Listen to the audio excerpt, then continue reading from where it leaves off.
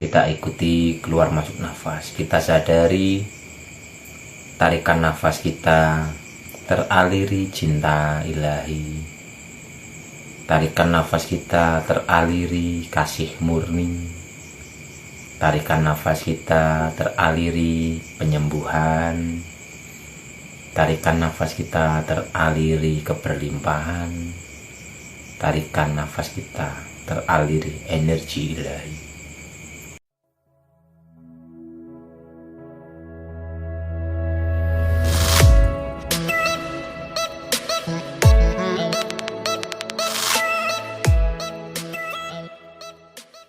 Kita ayo belajar. Atine iki selalu wiridan. Atine selalu wiridan, ora konangan sapa-sapa. Ora konangan sapa-sapa. Kita ketone meneng. Ya mungkin kita nyapu, kita kerja, kita masak, kita ngumbai daripada kene kemana selalu nyanyi kemana terus. Dadi nggone golek rezeki bingung kemana yo aku cari kemana oh uripe goleti bae mbok goleti bojo mbok goleti rezeki sing ora ketemu karena situ jam lagi lagu kemana bae opo hambiar kan lagi ngumbai atine ya Rahman ya Rahim ya Rahman ya Rahim atine sholawatan apa kidung Jawa lir tandure wasumilir tak ijo royo tak sanggup penganten anyar. Seperti itu adalah lagu kebahagiaan. Karena apa? Lagu lir itu adalah kemakrifatan. Tak sanggup penganten anyar. Jadi uripe selalu seneng kaya dene penganten anyar. Jadi nek penganten anyar itu sangat seneng jire mergo nyong urung bojo dadi orang ngerti tapi uripku selalu seneng, uripku selalu ceria. Selalu damai dan bahagia. Apa asam bahas ngomong bebujuan game kono seribu-seribuan pengantin anyar malah jadi lost kontak. Ayo model maning energi ilahi itu memancar lewat embun-embun kita, jadi kita terhubung dengan Sang Maha lewat pelantaran. Tapi hijab-hijab kan akeh banget. Makanya nek wong mikir kan madhepe dhuwur. Lah pengetahuan nang dhuwur. Ki nek perkara jagat gede ki nang dhuwur, tapi nek arep mlebu jagat alit ki pengetahuan nang kene. Dadi ana loro versi. Dalam pembahasan spiritual itu ada dua. Ada yang pengetahuan dari luar diri dan itu yang berlapis-lapis begitu banyak. Di atas sana ada seperti pohon dan sebagainya, dan ada dalam diri, itu adalah yang ada di dalam diri kita. Jadi ada dua versi, yang di dalam dan di luar, tergantung sudut pandang atau cara penyampaiannya. Orang tersebut itu mengambil dari yang atas atau dari yang dalam, karena yang di atas yang di dalam itu ya podo bae, jagat gede jagat alit ya podo bae. Ya Gusti yo ana njero ati, makane wong Jawa nyebute Gusti Pangeran. Mergo ati nek sing wis bersih kuwi nang kono pangeran. Nang Islam ya ana di dalam lubuk hati yang paling dalam, qalbu mukmin baitullah, itu ada Sang Maha. Makanya diomong Allah itu lebih dekat daripada urat nadi. Lawung nang njero atine dhewe. Untuk melihatnya, untuk menyaksikannya, masuk ke dalam. Semakin dalam, semakin hening, semakin kosong, dan kita akan menjumpai beliau sing tan kena kinaya ngopo. Dadi wis ora kaya apa, arep dijabarno seperti apa wis ora bisa dijabarno. Zate Gusti kira bisa dijabarno, hanya bisa dirasakan, hanya bisa dilihat oleh orang yang pernah melihatnya, oleh orang yang pernah menyaksikannya. Dan zate Gusti ora bisa dijabarno. Lah wong ora kaya ngopo-ngopo arep dijabano dicontokno karo apa ora bisa. Nek wis ngerti, wis menyaksikan Gusti sing njero ati, otomatis dimanapun kamu menghadap di situ wajah Allah, kita sudah kenal dengan Sang Maha. Karena segala sesuatu yang tercipta ini semua bersumber dari Beliau itu sendiri, tidak ada yang tidak dari beliau. Pohon, jika ditarik benang merah, partikel-partikelnya, unsur-unsurnya, semua pun bersumber dari beliau. Jadi kemanapun kita melihat, di situ wajah Allah, kita kenal dengan Sang Maha. Begono,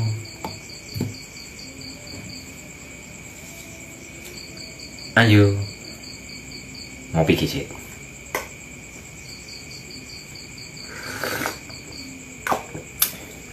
Dia harus takon apa orang, takon apa kayak kopinya kopi apa gitu ya, main bombong aku kok orang sing takon kok.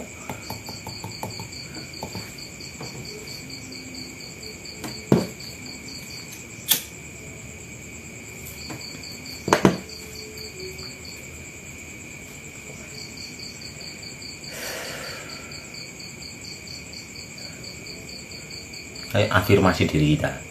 Afirmasi diri kita, partikel saraf, sel darah, rambut, kabeh aura, kabeh energi ini rubah sesuai dengan apa yang kita butuhkan. Wis, apa yang kita butuhkan. Karena Allah sudah membuat suatu hukum energi, dan energi ini disebut dengan sunnatullah. Sejenis menarik sejenis. Jika kita ingin apa jenengannya ya, dicintai, maka kita harus memenuhi diri kita dengan cinta.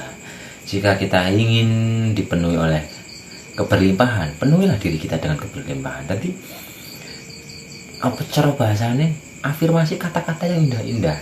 Makanya ono kata adalah doa, rasa adalah doa, dan doa yang sesungguhnya sejatinya itu adalah rasa. Doa yang sesungguhnya itu adalah rasa kita.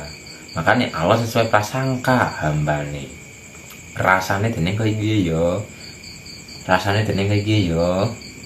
Rasanya dening kayak gini yo. Itulah doa yang sesungguhnya. Jadi jogo rasa agar selalu bahagia, jogo rasa agar selalu damai sentosa, jogo rasa agar selalu merasa bahwa diri kita itu dipenuhi oleh keberlimpahan, bahwa diri kita itu dipenuhi oleh nikmat ilahi. Oleh karena itu, nikmat mana lagi yang kau dustakan?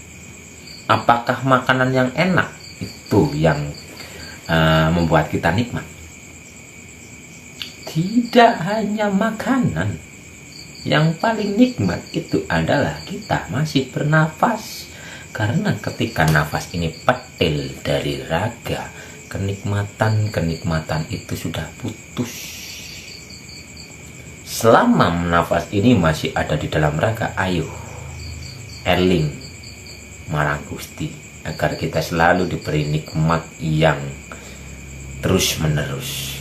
Siapapun orang yang bisa bersyukur, maka akan ditambahkan dengan nikmat-nikmat yang lebih mantap. Kan ya wis jelas, nek bisa bersyukur Gusti Allah bakal nambah nikmat. Nang ngopo selalu sambat? Wong sambat piye gawe melarat. Orang melarat secara materi, ya melarat secara rasa. Wong dersula kuwi gawe wong dadi sengsara. Ora sengsara secara materi, sengsara secara rasa. Sopo sing ngerti rasa?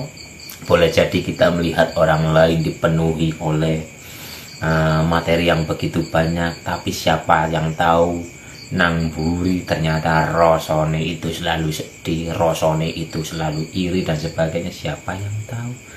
Ketone wong sugih, ketone wah ra karo-karuan, ternyata utange akeh. Sopo sing ngerti? Karena rasane kuwi lho. Jadi jangan tertipu oleh mata. Duit ketone akeh, ketone omahe magrong-magrong, ketone jebulane korupsi. Nek ngerti ya, nek ngerti wong korupsi dosane kaya ngopo. Bahaya banget, bahaya. Biarpun orang tersebut itu sudah meninggal, tali etrik itu akan selalu terhubung, sehingga ketika kita sudah meninggal, rasa-rasa kesengsaraan dari orang-orang yang diembat uangnya itu akan terhubung kepada orang tersebut, sehingga orang tersebut itu akan dipenuhi oleh kiriman-kiriman kesengsaraan, karena mereka pernah menyengsarakan orang-orang yang dirampas uangnya. Jadi inti neraka jahanam. Makanya urip paling enak ke jujur, paling enak jujur.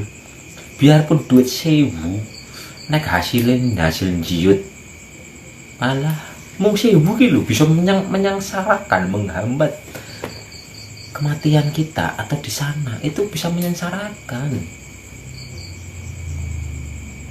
Nah pokoknya ngeri lah, ngeri. Jangan ngeri. Orang barang jere, anu temenan. Ya jere mungkin sing ora ngerti. Tapi jangan ngeri. Jangankan kita jiut, kita mikir sing elek ya, kita berprasangka sing elek, berprasangka sing elek. Nang kanane bakal diadili. Bakal diadili. Kita sudah meninggal, tetap ada tali. Makanya kudu njogo rasa. Utang rasa lebih ngeri daripada utang duit. Ini perlu ngerinya sih. Nah siki utang duit nih, utang duit 1 juta, kita bisa baliknya duit ke 1 juta, beres. Tapi utang rasa, kita kudu bisa njaluk ngapura sing gawe atine wong sing dilarani bener-bener ikhlas ngene, maafno. Orang mau ikhlas nang kene tok, orang mau ngucap nang kene tok, ya wis tak ngapurani, orang mau sekedar.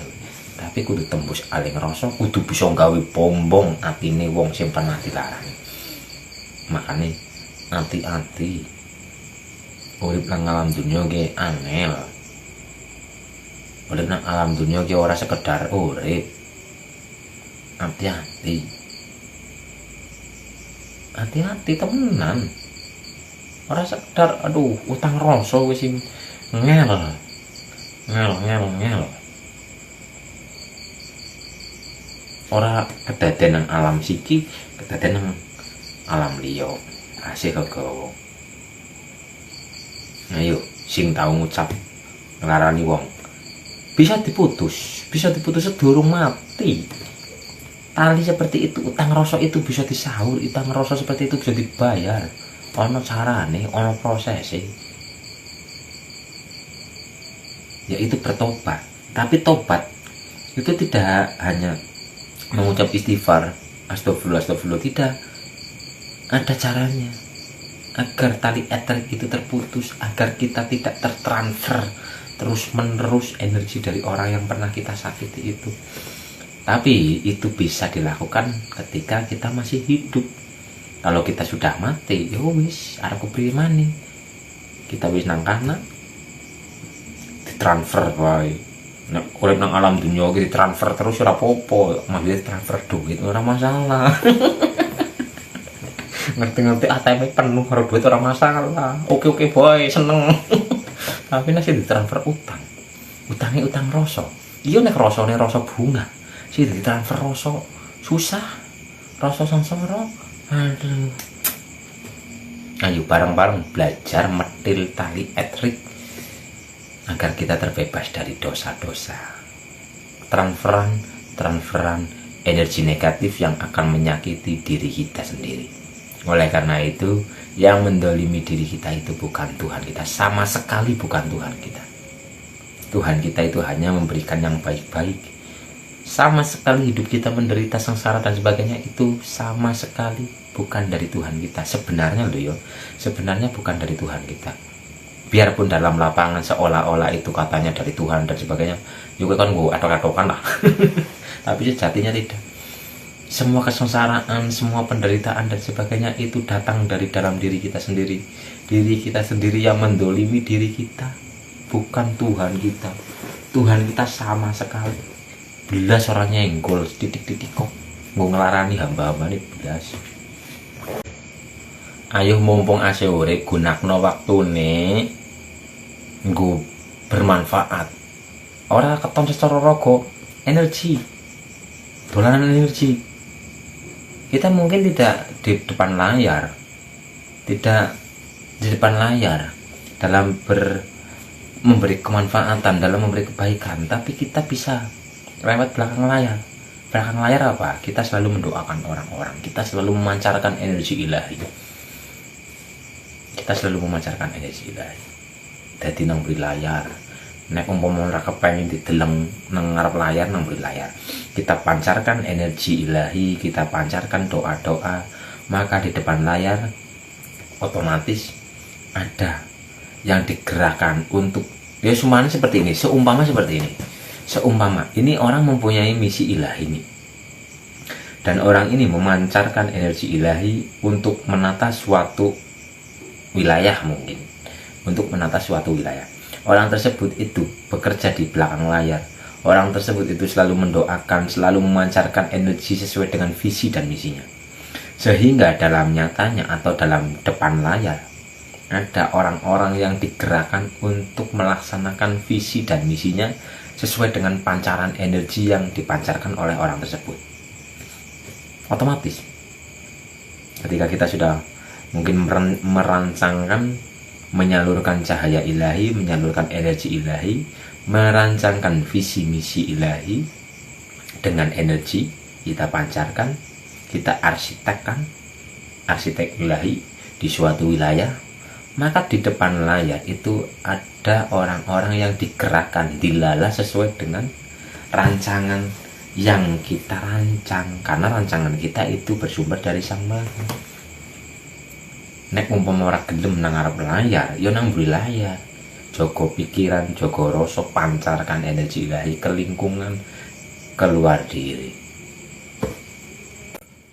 Syaratnya ya konek kali Gusti ini. Masuk ke dalam keheningan, jadi mengikuti nafas. Kita ikuti keluar masuk nafas. Kita sadari tarikan nafas kita teraliri cinta ilahi. Tarikan nafas kita teraliri kasih murni. Tarikan nafas kita teraliri penyembuhan. Tarikan nafas kita teraliri keberlimpahan. Tarikan nafas kita teraliri energi ilahi.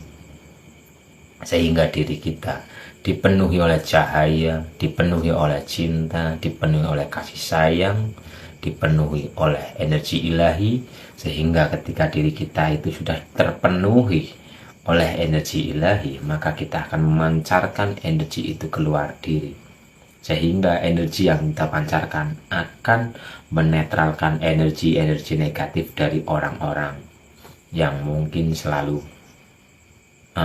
memancarkan energi-energi keruwetan dalam pikirannya. Semua itu berbentuk energi. Makanya sholat bengi, dzikir bengi, melek bengi itu apik. Karena apa? Alam ini sedang netral dari pikiran-pikiran orang jelimet. Ketika siang hari kita wirid dzikir, maka radiasi yang datang kepada kita atau kita akan bertabrakan, bersenggolan dengan radiasi-radiasi, vibrasi-vibrasi, energi-energi dari pikiran atau rasa prasangka orang yang jelimet, sehingga angin gone kusu. Tapi nek bengi-bengi orang-orang kan sudah pada tidur, jadi pikirannya ini off, pikiran dari orang-orang tersebut itu sedang off, sehingga alam ini sedang netral, alam ini dipenuhi oleh energi yang positif. Ketika kita mau melek bengi, kita mau dzikir bengi, kita mau sholat malam, maka kita akan menyedot lebih besar tanpa tercemari oleh pikiran-pikiran orang yang jelimet. Makanya melek bengi gue apik, karena radiasi-radiasi dari orang jelimet, orang sumpek, orang mumet dan sebagainya itu sedang off. Karena pikiran dan rasa manusia itu sangat berpengaruh kepada alam. You understand?